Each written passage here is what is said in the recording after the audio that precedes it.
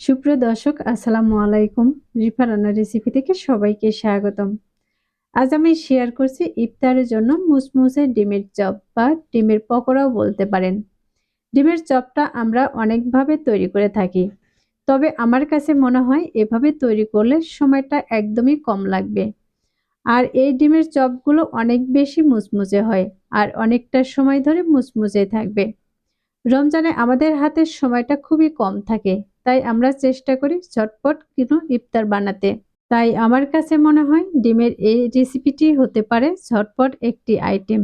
আশা করছি আমার আজকের রেসিপি আপনাদের কাছে অনেক বেশি ভালো লাগবে। তাহলে আর কথা না পারে এবার রেসিপিটি দেখে নেই। রেসিপিটি বানানোর জন্য প্রথমে আমি নিয়েছি এখানে 1 কাপ পরিমাণে বেসন। দিয়ে দিচ্ছি 1 চা চামচ লাল মরিচের গুঁড়া। আর দিয়ে দিচ্ছি 1/2 চা চামচ লবণ। দিয়ে দিচ্ছি 1/2 চা চামচ আস্ত জিরা। আর দিয়ে দিচ্ছি 1/2 চা চামচ ভাজা মশলার গুঁড়া। দিয়ে দিচ্ছি সামান্য পরিমাণে হলুদের গুঁড়া। এখন এই সবগুলো শুকনো উপকরণগুলোকে আমি হ্যান্ড উইক্স দিয়ে ভালোভাবে মিশিয়ে নিব।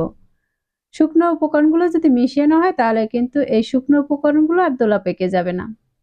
এখন এর মাঝে আমি কিছু পানি দিয়ে একটি ব্যাটার তৈরি করে নিব।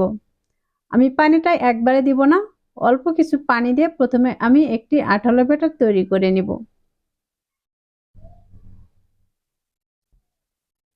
একবারে পানিটা দিয়ে যদি ব্যাটারটা তৈরি করা হয় তাহলে ব্যাটারটা কিন্তু পারফেক্টলি হতে যাবে না। আমি এই ব্যাটারটা কিন্তু খুব ভালোভাবে মিশিয়ে নিয়েছি আর মেশানোর পর দেখতেই পাচ্ছেন এটা কতটুকু ঘন রেখেছি। এখন এর মাঝে দিয়ে দিচ্ছি আমি আরো কিছু পানি। পানি দিয়ে এই ব্যাটারটাকে আমি আরো কিছুক্ষণ এভাবে মাখিয়ে নিব। আমি এখানে কিন্তু 1 কাপ বেসনের জন্য 1 কাপ পানি থেকে একটু কম দিয়েছি। আর এই বেসনটা মাখানোর পর দেখতে পাচ্ছেন এর কালারটা কিন্তু একটু চেঞ্জ হয়ে গেছে।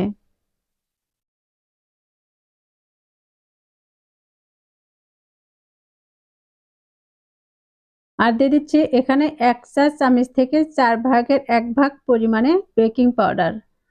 দিয়ে দিচ্ছি কিছুটা ধনিয়া পাতা কুচি। এখন এই সবগুলোকে আমি খুব ভালোভাবে মিশিয়ে নিব।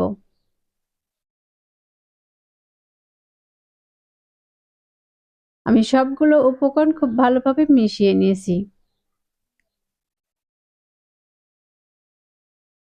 এখন এর ভেতর থেকে আমি হ্যান্ড উইক্সটাকে উঠিয়ে নিচ্ছি।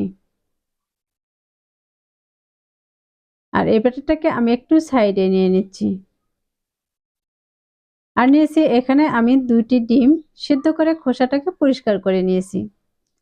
এখন এই ডিমটাকে আমি একটি চাকু দিয়ে কেটে নিব।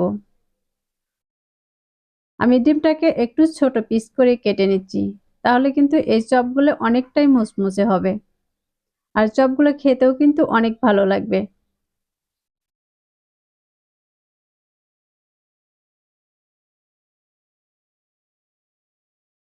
আমি 2টি ডিম থেকে কিন্তু এরকম ছোট ছোট পিস করে কেটে নিচ্ছি।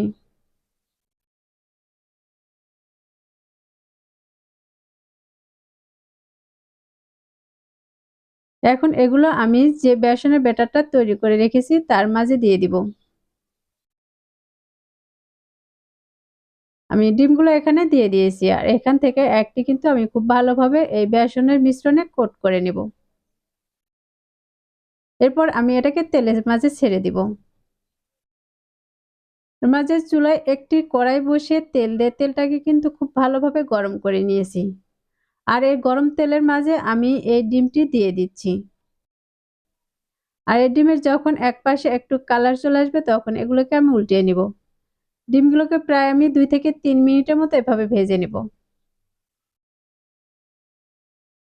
আমি 2 থেকে 3 মিনিট এই ডিমের চপটি ভেজে নিয়েছি আর ভাজার পর দেখতেই পাচ্ছেন খুব সুন্দর একটি কালার চলে এসেছে। এখন এগুলো আমি তেল থেকে উঠিয়ে নিচ্ছি। আর একইভাবে কিন্তু সবগুলো ডিমের চপ বা পকোড়া আমি এখানে ভেজে উঠিয়ে নিয়েছি।